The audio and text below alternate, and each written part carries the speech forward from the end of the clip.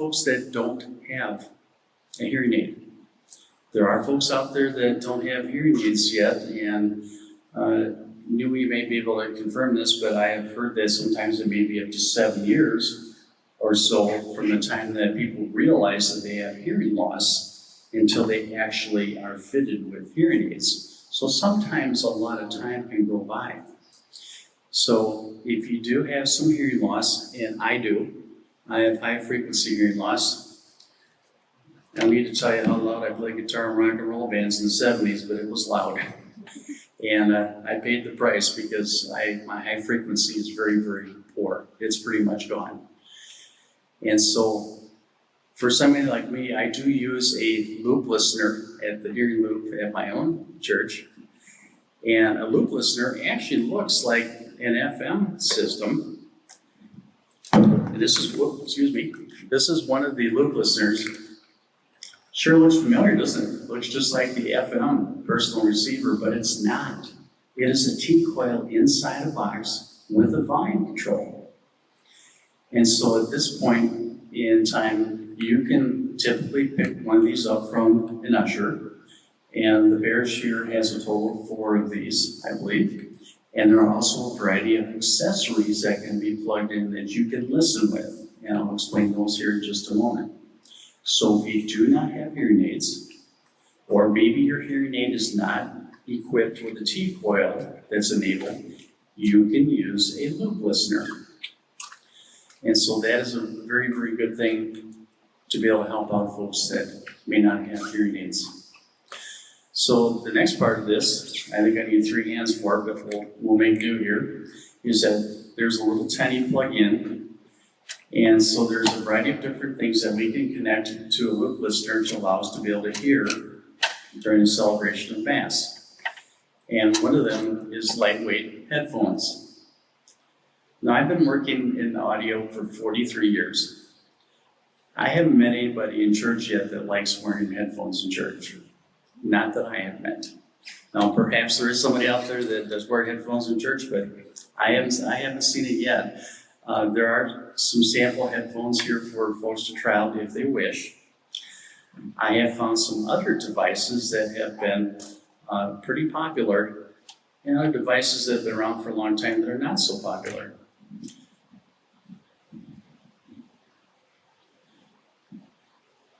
How many of us have seen teenagers running around with these things poking out of their ears? Yeah, you bet.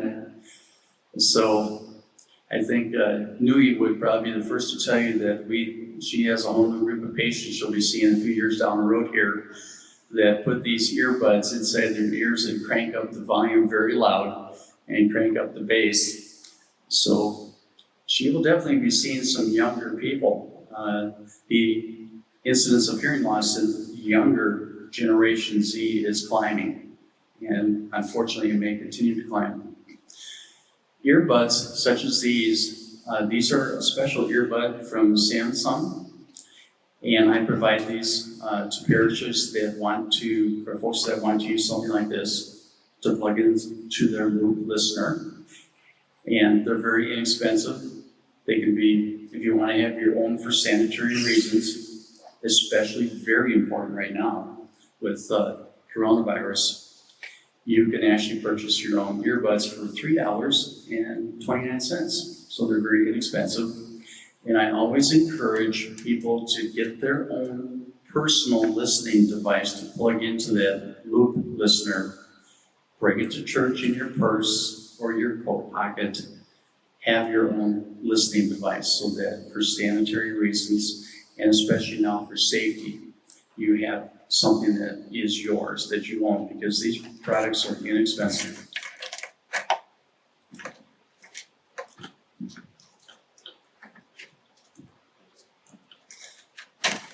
Now, the next device I'm going to show you is actually pretty popular, especially since it can be easily sanitized with an alcohol wipe, a small alcohol wipe.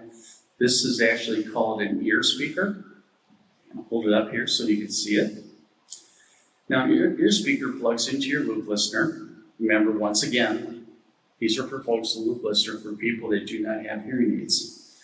And you simply put the upper part over the upper part of your earlobe, And then take your thumb and push your lower part of your earlobe through. And this is much more discreet, of course, than wearing headphones. The speaker end is the size of a nickel and actually puts out a great deal of sound. Now, a loop listener isn't going to be the same as having your own hearing aid prescription, unique to your particular hearing loss, but it does provide extra sound to help you out if you have a mild hearing loss. So this device is very popular. Once again, there's samples here at church that you could try. And my friend Kay here says she'll sanitize every single one of these for you every time somebody tries one.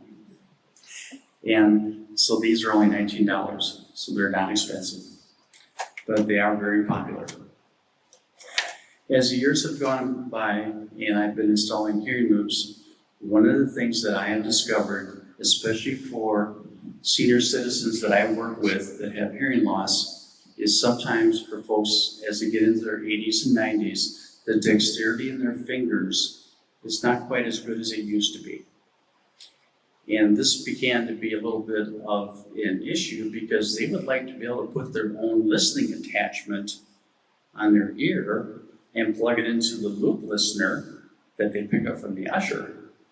But they don't necessarily want somebody to help them or come into their personal space. And so this device is actually called, officially it's called a ear cup, but basically it's an ear speaker, but there's two of them. And as you can tell, they're a nice bright colored blue. I wish they were a different color. But what is so wonderful about these is in order to put them on, all you need to do is take the rubber band and just put it over the top of your ear, just like this. It hangs on the outside of your ear and is extremely easy to put on. I've had folks in their 80s and 90s that love using these. They can put them on themselves. That can go over hearing aids? They also can go over hearing aids as well. So let's say you do not have T-coils in your hearing aid, or perhaps the T-coils are not yet activated. That device, or even the ear speaker, can certainly be used and go over the top of your hearing aid. So you do have choices, which is really good. You do have choices. So going back to what is so important is the number one thing you need to do is contact your audiologist or your hearing provider, make an appointment, pick up a card at the church office.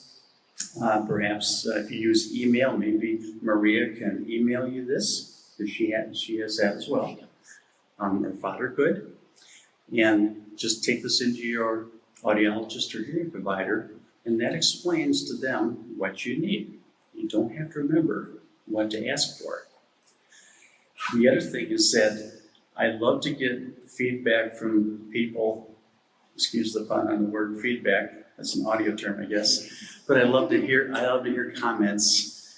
So as you have the opportunity to use the hearing loop, please let Father know, how this is helping you, because that really will help Father assess, how this is helping his parishioners and enables him to really get a grasp on how well this is helping out.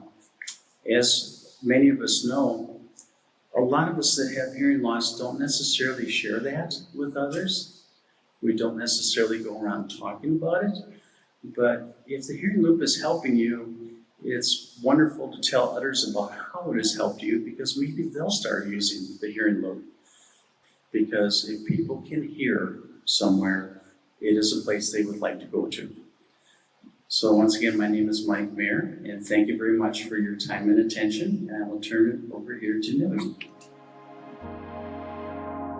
Please call us or visit our website today to learn more.